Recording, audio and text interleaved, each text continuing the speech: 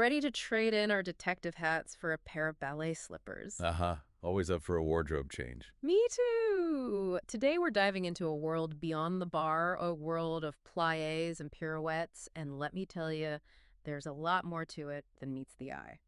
It's true. Ballet is so much more than just pretty tutus and graceful movements, Ugh. though those are definitely part of the appeal. Absolutely.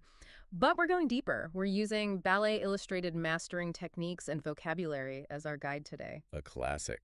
It is, and I have a feeling even those familiar with ballet will discover some hidden gems within its pages. So, ready to demystify the magic of ballet. Let's do it. Perfect. Now, the book starts with those iconic 5 basic positions, the ones we see and instantly think, oh, yeah, that's ballet. But what I found so interesting was how the book uses this playful image of like hugging a giant beach ball to describe the arm position in first position. I love that analogy. It's so true, though. Even in those seemingly simple starting positions, ballet demands an incredible amount of precision and, believe it or not, strength. It's not just about looking elegant, it's about having this core strength and control that most people wouldn't even associate with ballet. Precisely. That's where those foundational movements like plie, releve, and tendu come in, the ones the book dives into next. It's easy to dismiss them as just stretching, warming up the muscles. Hmm. But really, they're the bedrock, the building blocks for everything else a dancer does. So it's like you can't just leap into the fancy stuff without a strong foundation, right? It's all connected. And speaking of those fancy moves, I have to admit, I was a little intimidated by the book's dive into ballet terminology, all those French words. I felt like I was back in high school French class. It can feel like learning a whole new language. Right. But there's a good reason for that specialized vocabulary. It ensures clarity and consistency in studios across the globe. That makes sense. So a détonné in a Moscow studio means the same thing in a New York studio, a Tokyo studio, you name it. It's how dancers and choreographers can understand each other, even across language barriers. It's amazing how this specific terminology ensures that a step is executed with the same precision and artistry no matter where in the world it's being performed. It's like a universal language of dance. Exactly. It ensures that the art form remains pure, consistent, and understood by all who practice it. It's incredible. And that level of precision, that's what elevates ballet from mere movement to a true art form.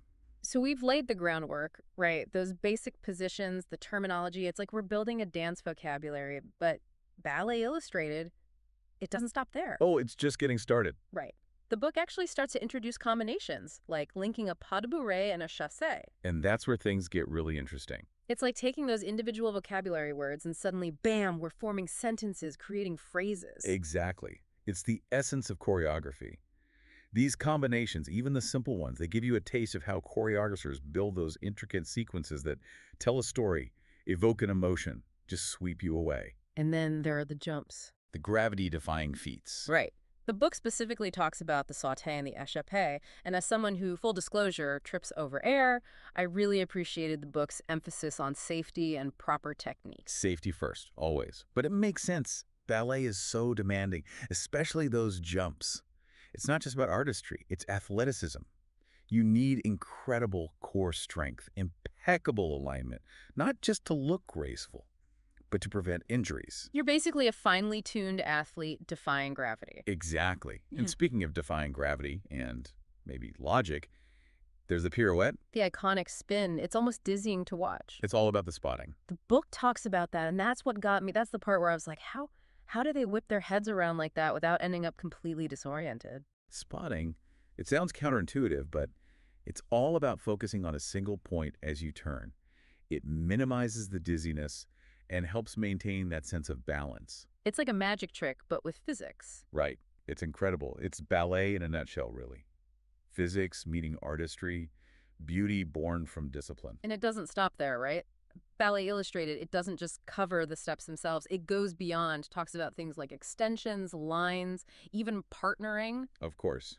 Those are the nuances, the details that take it to another level. It's like adding punctuation to those sentences we were talking about. Exactly. A long, extended line can evoke a completely different feeling than a sharp, angular pose. It's like speaking with your body. adding layers of meaning to every movement. And then there's this whole other layer, this other player in the ballet world that I honestly hadn't given much thought to before. You're talking about the music. Exactly. Ballet Illustrated really dives into the importance of the accompanist, even the term for that introductory music, preparation. I mean, I'm probably butchering the pronunciation, but You're close enough. okay, good. But it just made me realize that the music, it's not just background, it's like another dancer on the stage. Completely. That accompanist, they're not just keeping time, they're helping to tell the story. The tempo, the dynamics, even those tiny pauses, they all add to the emotional impact. It's a real partnership. And speaking of stories, there's this anecdote, the last chapter of the book. It paints this picture of a typical day in a ballet class, and you can just feel the dedication, the discipline. It's a glimpse behind the curtain, right? All that work that goes into those seemingly effortless movements. Exactly. And the respect, I was struck by that. Respect for the art form, respect for the instructors, even for like the bar itself, It's been there for years, seen countless plays. There's a history there. Ballet, it's steeped in tradition, but also this incredible passion.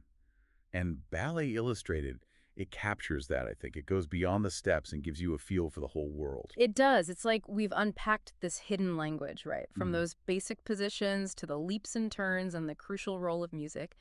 But I have a feeling, as comprehensive as this book is, it's really just the tip of the iceberg, wouldn't you say? Oh, definitely. The real magic, it unfolds when you see ballet live, when you experience those movements in person. Find a performance, watch a video online, and keep in mind everything we've talked about today. You'll start to notice those tiny details, the precision, the strength behind every gesture. Exactly. It transforms from something beautiful to watch into something truly awe-inspiring.